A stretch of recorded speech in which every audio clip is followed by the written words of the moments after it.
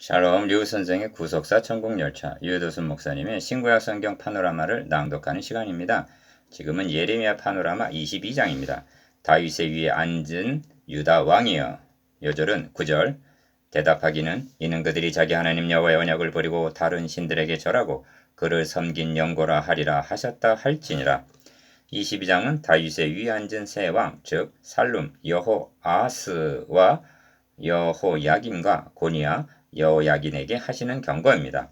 21장에서는 시드기야 왕에게 경고하였으니까 예레미야 선지자는 유다 말기의 네 왕에게 그들의 종말이 어떻게 될 것인가를 예언적으로 경고를 하고 있는 것입니다. 이는 생명을 내어놓은 담대함이 아니면 불가능한 일입니다. 그들을 가리켜 다윗의 위에 앉은 유다의 왕이라고 말씀합니다. 2절, 4절, 30절.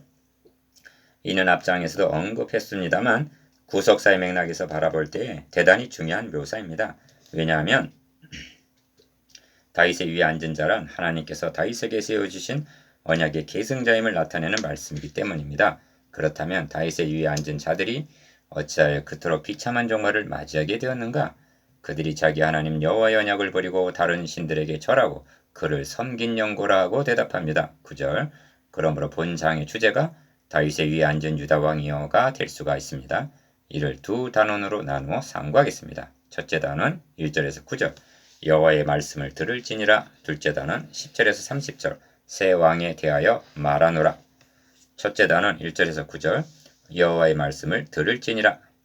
여호와께서 이같이 말씀하시되 너는 유다 왕의 집에 내려가서 거기서 이를 선언하여 이르기를 다윗의 위에 앉은 유다 왕들이여 너와 너의 신하와 이 문들로 들어오는 너의 백성은 여호와의 말씀을 들을지니라. 1절 2절 본 단어는 1절 9절 1절에서 9절까지 세 왕에게 개별적으로 말씀하기에 앞서서 공통적으로 하시는 말씀입니다. 1.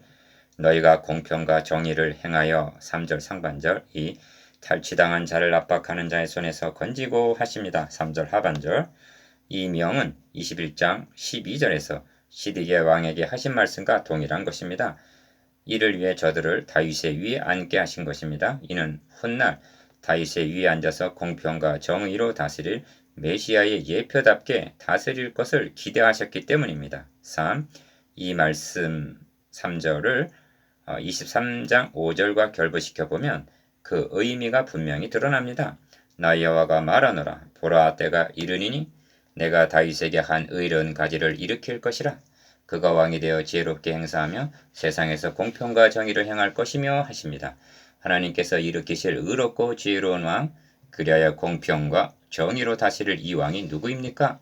이는 명백한 메시아에 대한 예언입니다. 4. 이사야 선지자도 이는 한 아기가 우리에게 낳고 한 아들을 우리에게 주신 바 되었는데 또 다윗의 위에 앉아서 그 나라를 굳게 세우고 자금 이후 영원토록 공평과 정의로 그것을 보존하실 것이라 만군의 여호와 열심히 이를 이루시리라고 예언하셨던 것입니다.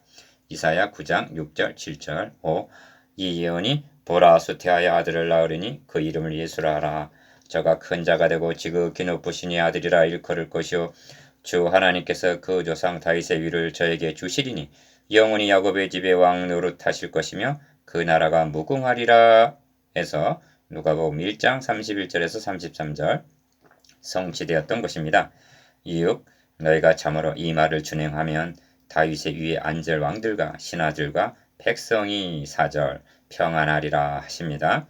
너희가 이 말을 듣지 아니하면 내가 나로 맹세하노니 이 집이 황무하리라 하십니다. 5절 하나님은 다윗의 위에 앉아 메시아를 예표하고 있는 왕들이 공평과 정의로 3절 다스릴 것을 기대하셨으나 그들은 순리로 행한 것이 아니라 영리로 행함으로 로마서 1장 26절 결국 멸망을 자처하고 만 것입니다. 7.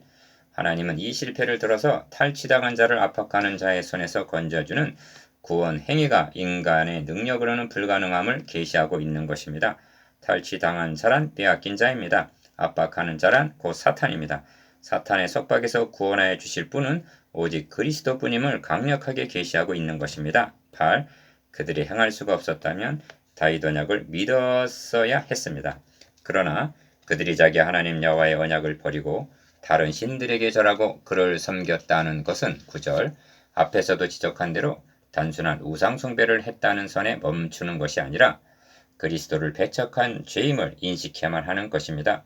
신구약을 막론하고 그리스도를 배척하면 그 종말은 멸망뿐입니다. 이것이 새 왕에게 공의하시는 여호와의 말씀입니다. 둘째 단은 10절에서 30절 새 왕에 대하여 말하노라.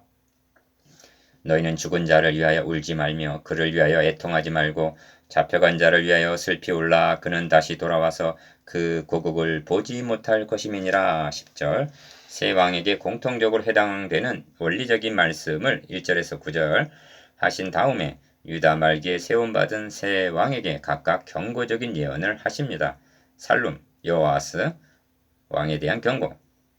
10절에서 12절까지는 살룸, 즉 여호아하스에 대한 경고입니다. 살룸은 요시아 왕의 넷째 아들인데 역대상 3장 15절 요시아가 죽자 백성들이 새 영을 제쳐놓고 그를 왕으로 옹립한 것입니다. 여호아하스가 그 열죄의 모든 행위대로 여호와 보시기에 악을 행하였더니 바로 누고 애굽왕 바로 누고가 저를 아마 땅 림나에 가두어 예루살렘에서 왕이 되지 못하게 하고 애굽으로 잡혀갔더니 저가 거기서 죽으니라 하고 열왕기하 23장 32절에서 34절 역사서는 그의 사적을 말해줍니다. 그는 불과 3개월 동안 왕이 있다가 애굽으로 잡혀가서 돌아오지 못하고 죽었습니다. 1. 예레미야 선지자는 살룸에 대하여 그가 이곳으로 다시 돌아오지 못하고 잡혀간 곳에서 죽으리니 이 땅을 다시 보지 못하리라 하고 11절 12절 예언하였는데 그대로 성취되고 만 것입니다. 2.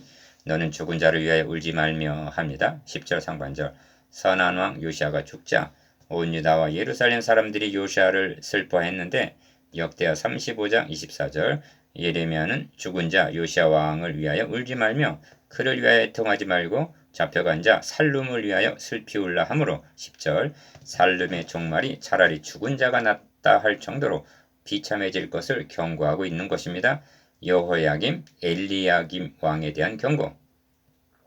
불의로 그 집을 세우며 불공평으로 그 다락방을 지으며 그 이웃을 고용하고 그 고가를 주지 아니하는 자에게 화 있을진저 13절 13절에서 23절까지는 여호야김 왕에 대한 경고입니다. 여호야김은 요시아의 둘째 아들입니다. 그는 11년간 왕이 있었는데 여호야김이 그 열째의 모든 행한 일을 본받아 여호와 보시기에 악을 행하였더라 합니다. 열왕기하 23장 37절 그는 사치하고 포악한 왕으로 알려지고 있습니다. 2. 그가 이르기를 내가 나를 위하여 광대한 집과 광활한 다락방을 지으리라 하고 14절 백성들에게 과중한 부역을 시키고는 임금도 주지 않았던 것입니다. 13절 2. 너가 백향목으로 집 짓기를 경쟁함으로 왕이 될 수 있겠느냐 하고 15절 상반절 책망하십니다. 장대한 궁궐과 누각을 세우므로 왕의 권위가 높아지고 견고해지는 것은 아니라는 말씀입니다. 3. 너희 아비 요시아 왕이 공평과 의리를 행치 아니하였느냐? 그때 그가 형통하였으니라 하십니다. 15절 하반절 요시아는 선한 왕이었습니다. 그의 아들들이 너희 아비처럼 행하였더라면 얼마나 좋았겠습니까? 가난한 자와 궁핍한 자를 돌아보는 것이 나를 알미 아니냐 하십니다. 16절 이는 신학적인 말씀으로서 백성을 사랑하라 즉 공평과 정의로 다스리라는 말씀인 것입니다. 4. 그러나 너의 눈과 마음은 탐난과 무지한 피를 흘림과 압박과 강포를 행하려 할 뿐이니라 하고 17절 정반대로 행하였음을 책망하십니다. 5. 그러므로 슬퍼하는 자 없이 그가 끌려 예루살렘 문 밖에 던지고 나귀같이 매장함을 당하리라 하고 예언합니다. 18절 19절 역사서를 보면 바벨론 왕 느부갓네살이 올라와서 치고 저를 쇠사슬로 결박하여 바벨론으로 잡아갔다는 말이 역대하 36장 6절 그에 대한 마지막 기록입니다. 그의 종말은 선지자 예언대로 비참하게 제호를 마친 것으로 여겨집니다. 6. 너가 평안할 때 내가 너에게 말하였으나 너의 말이 나는 듣지 아니하리라 하였나니 너가 어려서부터 내 목소리를 청종치 아니함이 너의 습관이라 하십니다. 21절 습관이란 말은 어쩌다 실수한 그런 것이 아니라 어려서부터 경향성을 의미합니다. 요한일서 3장 8절에 죄를 짓는 자는 마귀에게 속하나니 라고 말씀하고 있는 것이 바로 습관적으로 죄를 짓는 것을 의미하는데 여호야김이 그러했다는 것입니다. 7. 레바논에 가하여 백향목에 깃들이는 자여 여인의 해산하는 고통 같은 고통이 너에게 임할 때 너의 가련함이 얼마나 심하랴 하고 23절 그의 종말이 비참할 것을 말씀하십니다. 고니야 여호야긴 왕에 대한 경고. 나 여호와가 말하노라. 나의 삶으로 맹세하노니 유다 왕 여호야김의 아들도 고니야가 나의 오른손에 인장 반지랄지라도 내가 빼어 너의 생명을 찾는 자의 손과 너의 두려워하는 자의 손 곧 바벨론 왕 느부갓네살의 손과 갈대아인의 손에 줄 것이라. 24절 25절 24절에서 30절까지는 고니야 곧 여호야긴 왕에 대한 경고입니다. 고니야는 여호야김의 아들 즉 요시아의 손자인데 여호야긴이 그 부친의 모든 행위를 본받아 여호와 보시기에 악을 행하였더라 하고 열왕기하 24장 9절 그도 악한 길로 행하였음을 말씀합니다. 그는 불과 석 달 만에 느부갓네살에 의하여 모친과 아내와 내시와 방백들과 수많은 백성들과 함께 바벨론으로 사로잡혀 갔습니다. 열왕기하 24장 8절에서 16절 예레미야 선지자는 이렇게 될 것을 예언하고 있는 것입니다. 1. 너 고니야가 나의 오른손에 인장 반지라 할지라도 합니다. 24절 상반절 인장 반지란 사람 몸에 지닐 수 있는 최대로 귀중한 것을 나타내는 말입니다. 만일 다윗의 위에 앉은 자답게 행하였다면 하나님 앞에 인장 반지같이 소중히 여김을 받았을 것입니다. 2. 그러나 내가 빼어 느부갓네살의 손과 갈대아인의 손에 줄 것이라 하십니다. 24절 하반절에서 25절 이는 그가 최대로 존귀한 자 위에서 최저로 비참한 자의 자리로 떨어지게 될 것을 말씀합니다. 3. 여호야긴과 결부된 말씀 중에 주목하게 되는 것은 너희는 이 사람이 무자하겠고 그 평생에 형통치 못할 자라 기록하라. 이는 그 자손 중에 형통하여 다윗의 위에 앉아 유다를 다스릴 사람이 다시는 없을 것임이니라 하는 말씀입니다. 30절 그런데 역대기를 보면 여호야긴은 무자한 것이 아니라 아들의 이름이 7이나 기록되어 있습니다. 역대상 3장 17절 그래서 학자들은 고심을 하게 되는 것입니다. 니은 이 말씀은 23장 5절과 결부시켜 해석되어야만 하는 것입니다. 하나님께서는 다윗의 위에 앉을 한 의로운 왕을 일으키실 것을 말씀하고 있기 때문입니다. 그러므로 다윗의 위에 앉아 유다를 다스릴 사람이 다시는 없을 것임이니라 하는 말씀은 육적인 다윗의 위가 종말을 구하게 될 것을 뜻함으로 보아야만 하는 것입니다. 여호야긴의 7 아들 중에 대를 이어 왕이 된 자는 아무도 없습니다. 디귿 유다의 마지막 왕 시드기야가 등장하지만 그는 여호야긴의 아들이 아니라 삼촌으로 실제로는 여호야긴이 마지막 왕이라 할 것입니다. 리을 이 점을 마태복음 1장 11절은 바벨론으로 이거할 때 요시아는 여고냐 곧 고니야와 그의 형제를 낳으니라 하고 그가 마지막 왕으로 말씀하고 있습니다. 하나님께서는 다윗에게 너의 집과 너의 나라가 너의 앞에서 영원히 보존되고 너의 위가 영원히 견고하리라 하고 언약하셨습니다. 사무엘하 7장 16절 그런데 이제 유다는 멸망하게 되고 다윗의 위는 끊어지게 될 것이라고 말씀하는 것입니다.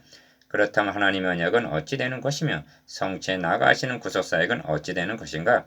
이는 히브리서 기자가 말한 대로 히브리서 9장 10절 짐승의 제물에서 아들로 육적 다윗에서 영적 다윗으로 개혁할 때가 이르고 있음을 뜻합니다. 그러므로 다윗의 위에 앉아 유다를 다스릴 사람이 다시는 없을 것임이니라 하고 선언하신다고 해서 하나님께서 이루어 나오신 메시아 왕국이 중단된다던가 폐해지는 것은 아닙니다.